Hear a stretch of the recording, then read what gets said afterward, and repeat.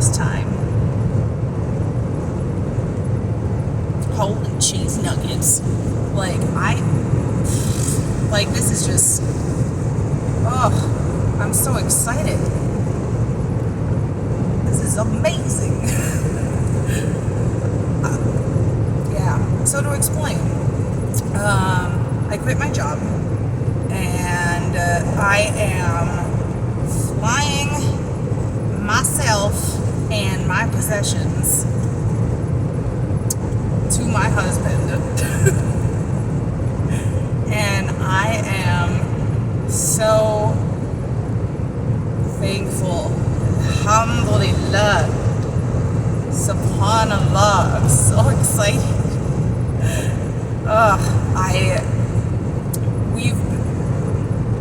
It's been a long time. So I had to come back to the Midwest, obviously, because I have a job, stuff like that.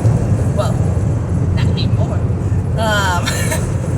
And I needed to wrap things up here, and we submitted the spousal visa stuff, but when we got the update that it would be another 6 months to a year when his spousal visa will be approved for him to come here, yeah, I was like, that's too long. It's already been too long. By the time I get back, we will have had 238 days without each other. And when you consider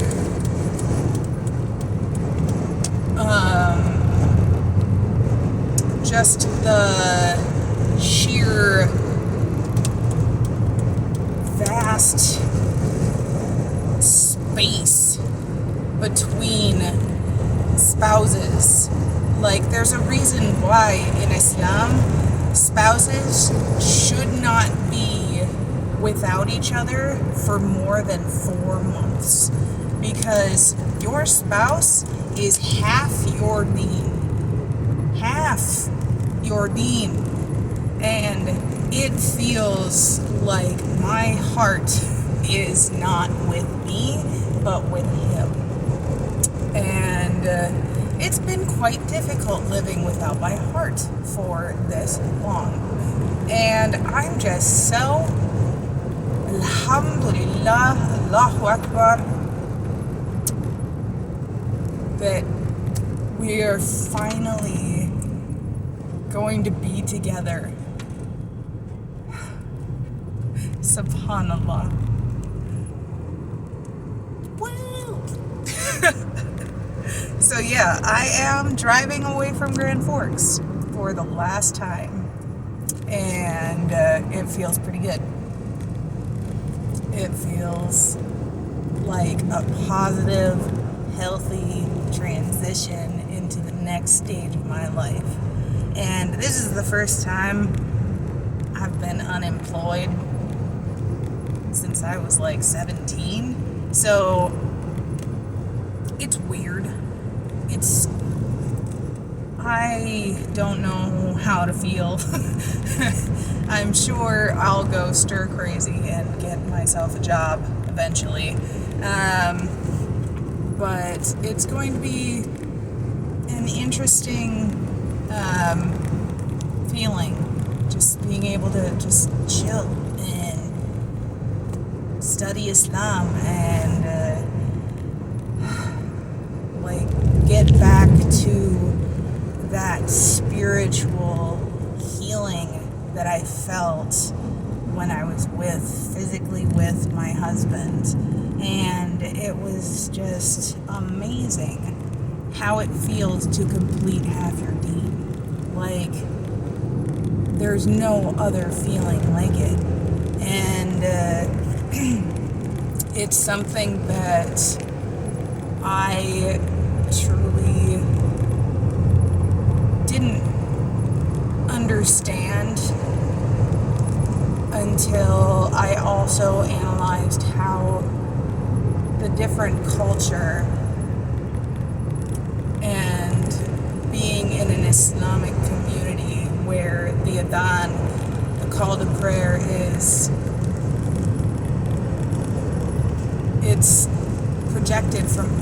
single mosque, and every single one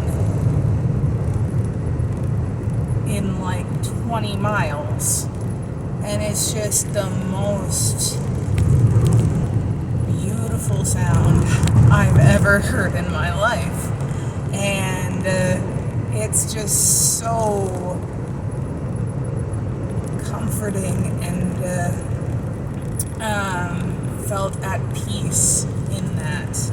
And here in America, like in American culture and Christianity, like they ring bells on Sundays and for special events and things like that. But excuse me. The call to prayer, the adhan, happens 5 times a day, and it just is such a strong reminder to everybody in the community to wake up and give thanks to Allah.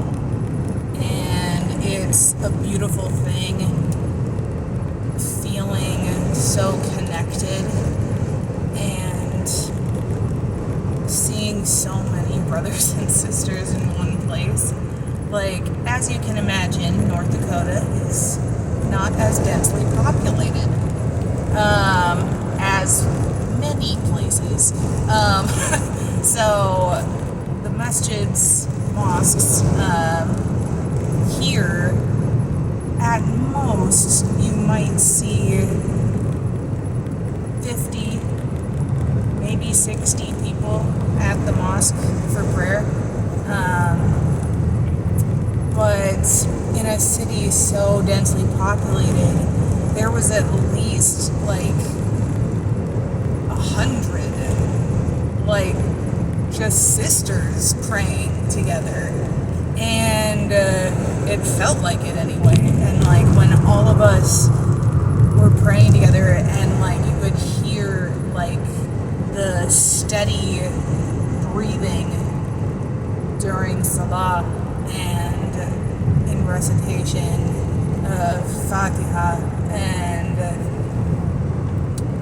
it was such an overwhelming feeling of family and feeling of the ummah and feeling of Islam, like being the heartbeat of the community. And it was very emotional. I cried. Probably cried for like 20 minutes. Like throughout the entire salah, at least, and then some. But it was just like, it felt like a fresh spring rain. Like that's what emotion and tears feel like for me when I'm in the masjid. And it always has been that way. When I was a Christian, I took great solace in the house of Allah, and I still do. And I consider that my home and where I will always feel safe and protected and free to express what I need completely openly with Allah. And I think in Christianity there's a lot of, like, we have a phrase of saying, like, I speak to God, or God speaks through me, or God speaks to me. And a lot in conjunction with Islam, like, that's sounds blasphemous. It sounds as if you are claiming, claiming prophethood. And that's why Muslims, when they hear that, they are just like, what are you talking about? Like, you can't, no, like, God, no. But what that feeling is actually best articulated by saying, during prayer, Allah shows me something from my subconscious, from my understanding that I have somewhere in my head, and brings it forward during prayer when I ask for questions. So an example of this is one time I was having difficulty organizing some matters and trying to process information, and I asked Allah directly. I laid out the papers of each each request on my bed, and I asked Allah the exact question I needed answered, and He would bring forth that information from my subconscious and show me where on the papers, where in my bed, like where it was located. Was it number 3 or was it number 7? Was it the one in the corner? And it's interesting because in Islam, it's very clearly stated that your intent is recorded just as much as your action. And what I mean by this is, if you go to bed intending to wake up for tahajjud, which is the prayer at, like, it's in the middle of the night, like just before dawn, so 3 a.m., 3 to 4, and if you go to bed with the intent of waking up to pray tahajjud, which is your supplications are even more heard. I don't know if I'm saying that right.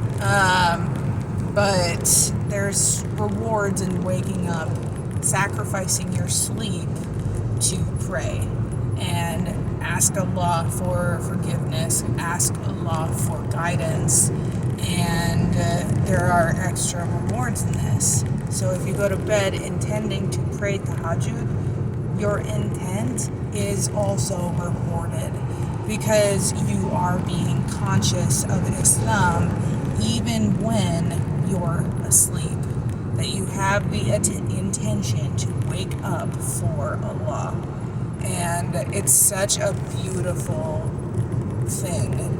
And it's interesting to me because as a Christian, I felt that Allah was speaking directly to me, because I would, be making dua, basically throughout the day, and asking Allah direct questions like, why am I here? Why am I going through so much pain?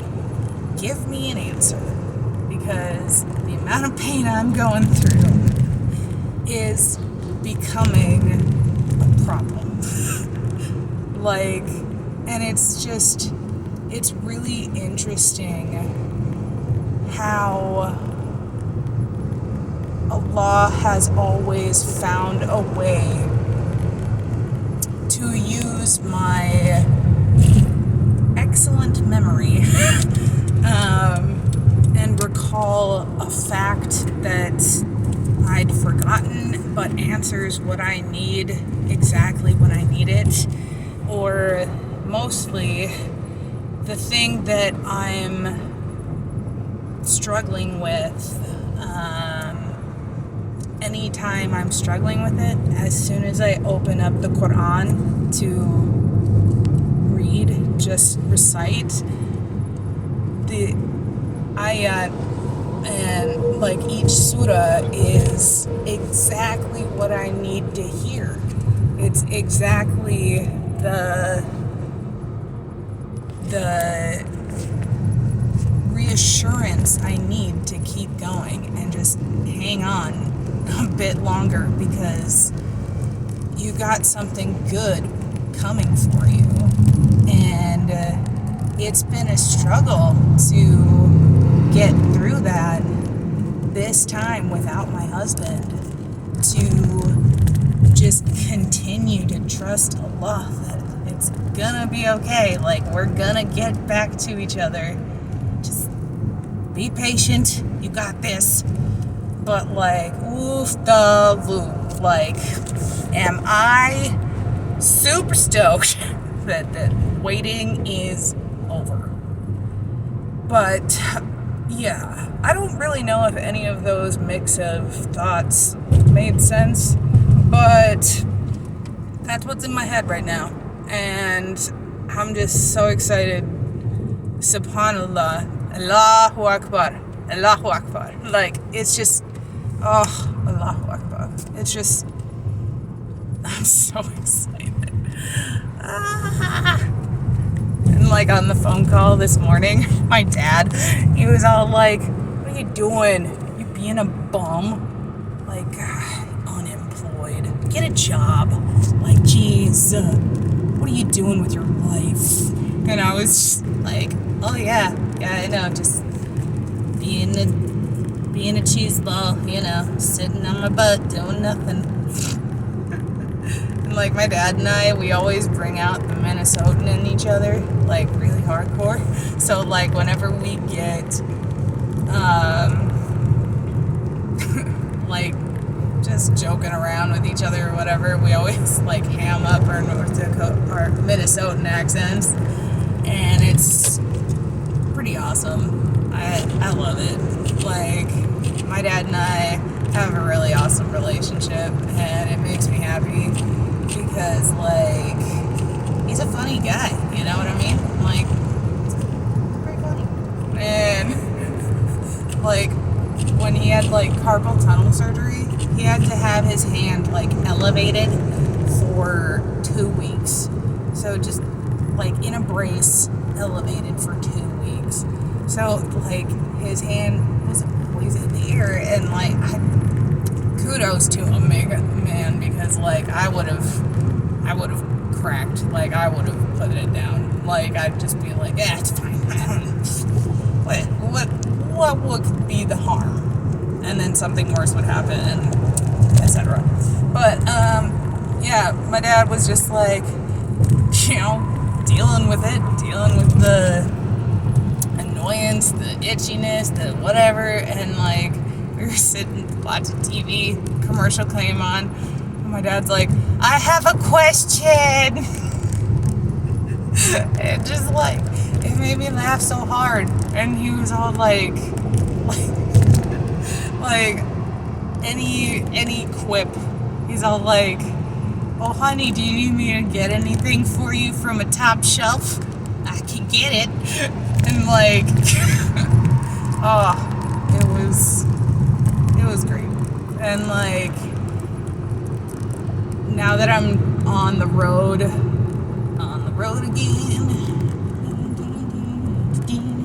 Anyway, my dad is like really popping up in my head because like we would always listen to like, you know, classic rock and chilling and get some road snacks, and then like he always says things funny, like for instance, I'm passing the exit for Moorhead Breckenridge, And the way my dad says it is Wickenbush. And like, I was always just like trying to say it like him, because like it's like a mix between a buck from a chicken and the rest of the word, and it's just I love it. But yeah, we always had car games, like making up words or phrases for what the license plates were. I don't see any in my view at this point, but yeah, it's always fun just traveling with my dad, and we did a lot of it together. Like when I was really sick, I had to be taken down to Mayo Clinic in Rochester a few times, and like my dad and I would always make that trek, and like it was always fun to be able to like sit and talk with him, because like he's got a lot of experience, and he's really just like a straightforward dude, and like he'll razz you, you know, you'll go back and forth, and like my favorite thing is like whenever I call, I was like, what's up, man, what's up? And then like I'll be like, what you doing? And he'll be like, oh, you know, hanging out being cool. And I'm like, heck yeah. Or like chilling like a villain. And like he's just a good guy. I like him. Well, obviously, but like, you know what I mean? Like sometimes you like, you love your relatives but you don't like them, but like, yeah, he's funny. I like him. But like it's just fun to like think about all the family trips we took, going down, seeing family, and checking out thrift stores and antique malls, and oh, the best one was the Unclaimed Freight store. Man, you don't even know. Like, if you want to spend a good day, go to an Unclaimed Freight store. It's just what it says. It's Unclaimed Freight, and it's like the cheapest, like high-end stuff you'd like ever see. And it's just like just some whatevers. It just didn't get cleaned, and it's like super cool. Yeah, go in there, guy. Go on. You can go in. Yeah. Cool. Okay. Yeah. So like, you know, everyone thinks they're in a rush when they go places, but like, really, is it really that big of a deal? Like, we're all on the same road. We're all gonna go through the same traffic stops. Like, just chill. Just slow down, let the guy in, and there you go. Just take it easy. Take her easy, guy. Oh, we have license plates now. Sweet! Okay, CJP.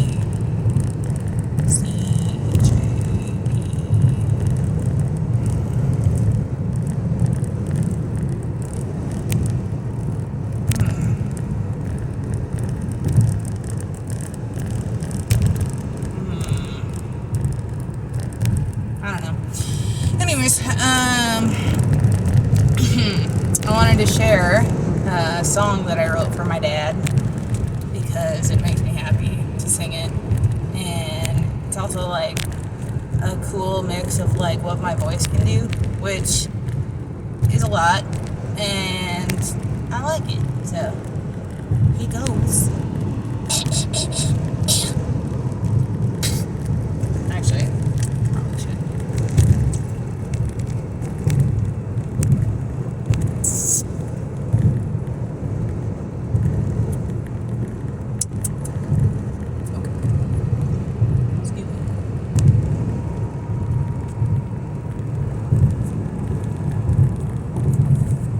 This is a lot of prep, but like my lips felt really chapped for a second there.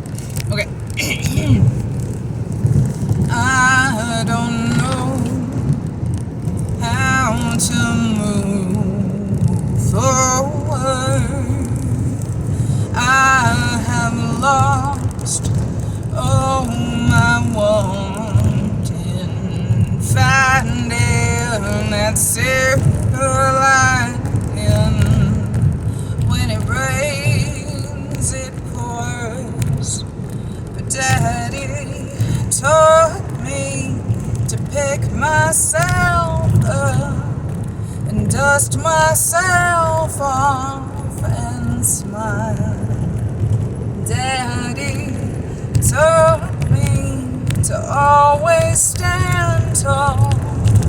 Life has some falls, but I am strong. Sitting here, watching all the changes. I'm running scared from the ones who can't accept our difference is. How can I help at all?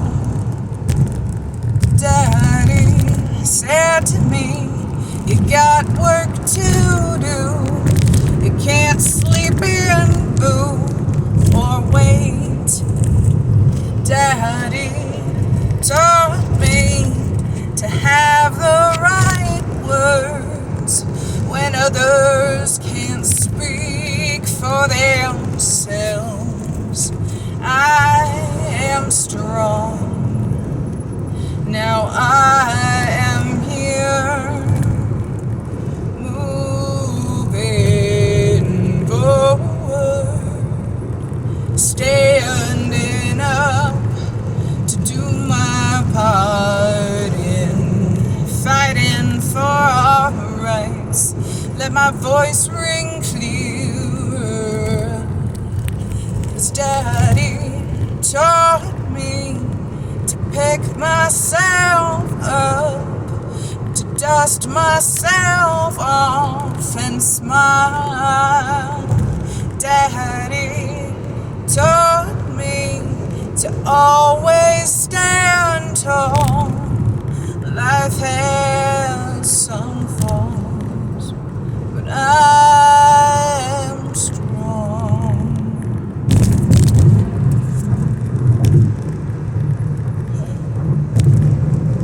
I love my dad. He's a good guy. And he's done a lot for me, man. You know what I mean? Like, he knows me pretty doggone well, if I do say so. For sure, you betcha. Man, you guys gotta see these beautiful, like, fields here. Like, look at that. Beautiful.